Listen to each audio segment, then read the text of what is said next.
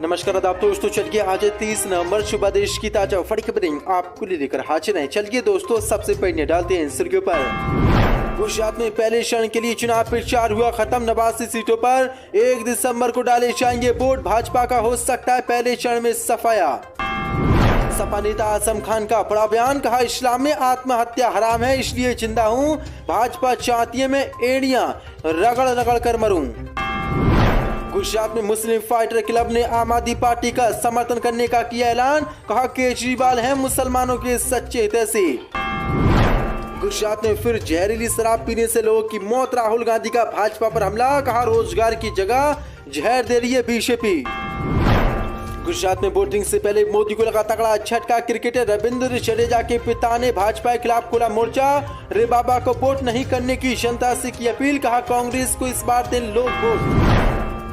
ममता बनर्जी की party TMC की विधायक का भाजपा और मोदी शाह पर बड़ा हमला, कहा दुर्योधन दुशासन है मोदी शाह, आजादी में गुजरातियों का कोई योगदान नहीं।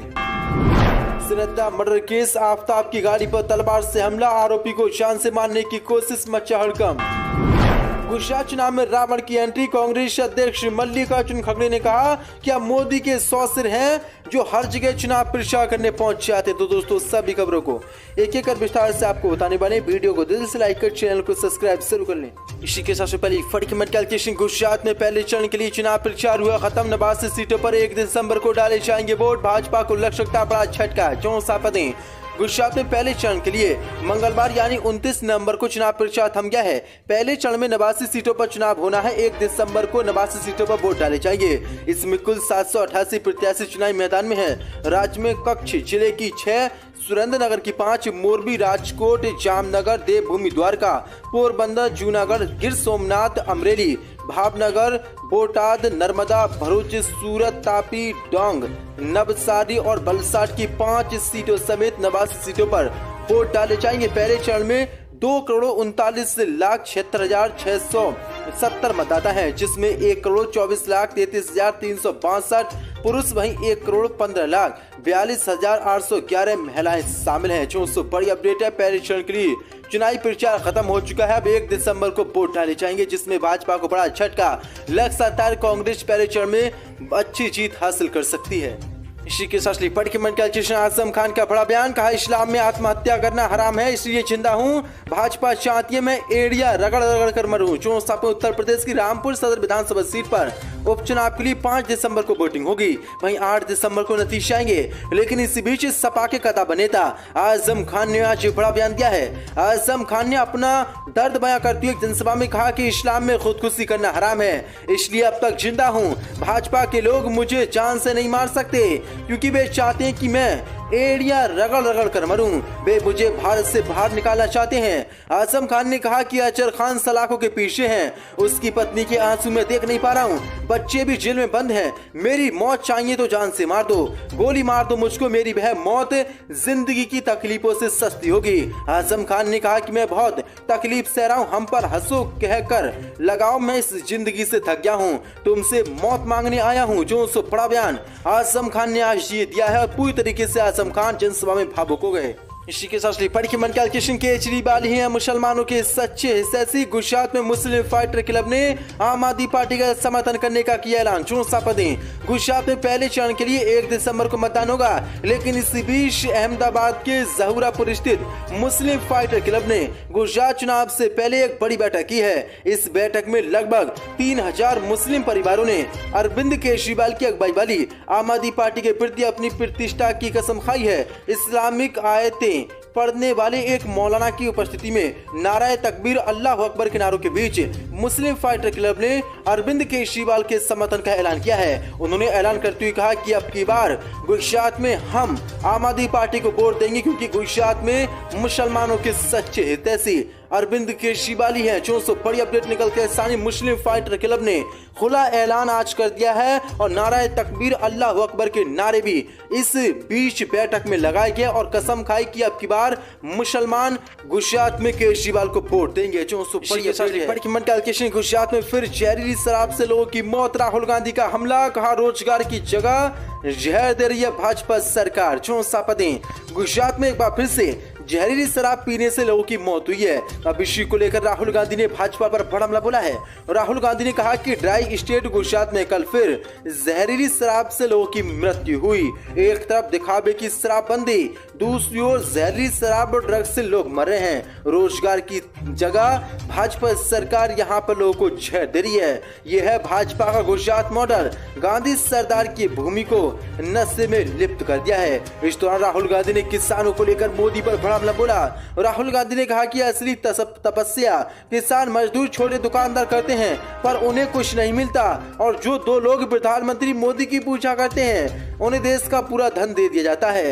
इंटरनेट पर सब मिलता है पर किसानों को बीमा देने वाली कंपनी का पता नहीं मिलता।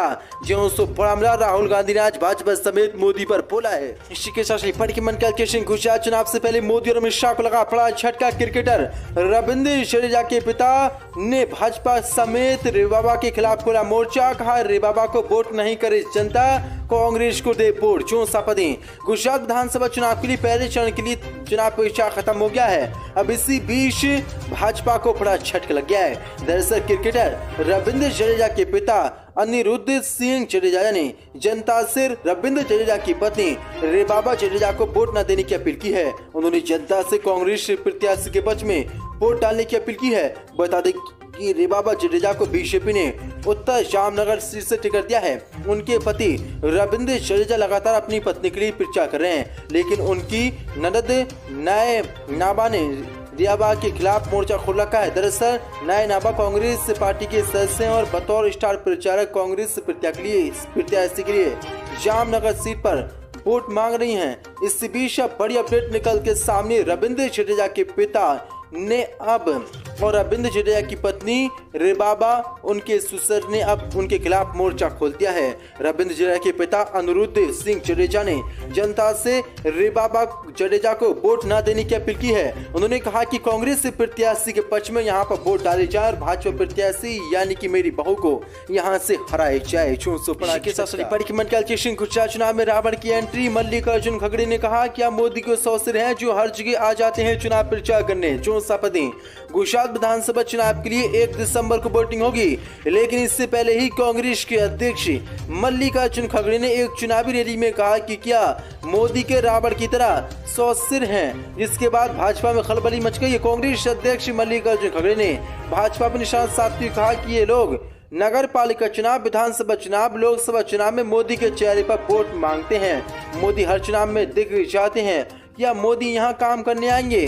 उन्होंने सवाल किया कि क्या मोदी के रावण की तरह 100 सिर हैं। अब इसके बाद बीजेपी बौखला उठी है और कहा है कि गुजरात का और गुजरातियों का कांग्रेस ने अपमान किया है। इसके बाद अब कांग्रेस को सबक गुजरात की जनता इस चुनाव में सिखाएगी। लेकिन मल्लिकार्जुन खड़गे ने ये भाजपा पर और मोदी पर बड़ा हमला बोला है और रावण तक कह दिया है और कह दिया मोदी के 100 सिर हैं, वो हर जगह चुनाव प्रचार करने पहुंच जाते हैं, जबकि वो जहां पर सरकार बनेगी, मुख्यमंत्री होगा, वही काम करेगा। क्या मोदी यहाँ पर काम करने आएंगे? इसी के साथ पढ़ की मत किशन टीएमसी एमएलए का भाजपा पर बड़ा हमला। कहा दुर्योधन दुशासन है मोदी शाह, आजादी में गुजरातियों का क्यों योगदान है। जो पश्चिम बंगाल में ममता बनर्जी की पार्टी टीएमसी की एमएलए सावित्री मित्रा ने बड़ा बयान दिया है, जिसके बाद भाजपा की नींद उड़ गई है। उन्होंने कहा कि गुजरातियों का देश के स्वतंत्रता आंदोलन में कोई योगदान नहीं है। सावित्री मित्रा ने पीएम मोदी और गृह मंत्री अमित शाह की तुलना दुर्योधन और दुशासन से करते हुए कहा कि बीजेपी नेताओं का महिलाओं के वस्त्र हरण के सिवा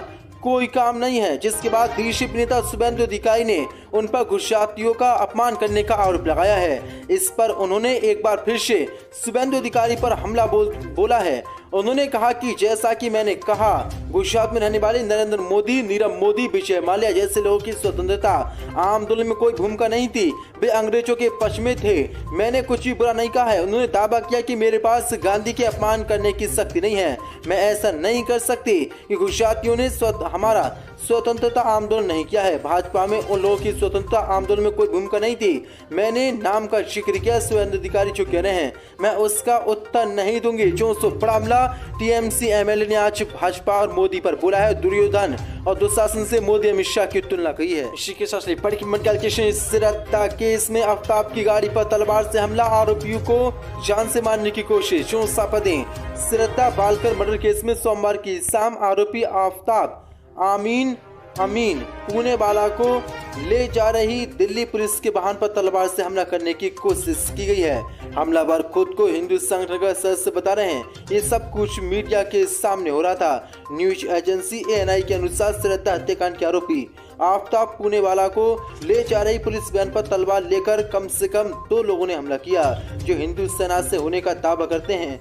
ये हमला दिल्ली के रोहिणी में फॉरेंसिक साइंस लैब कार्यालय के बाहर हुआ है। अन्य मीडिया रिपोर्ट के मुताबिक आफ्ताब को फॉरेंसिक साइंस से लैब से बाहर ले जाने के बाद वाहन पर कम से कम 15 लोगों ने हमला किया। वे हाथ में तलवार लिए और वाहन का पीछा करते नजर आए।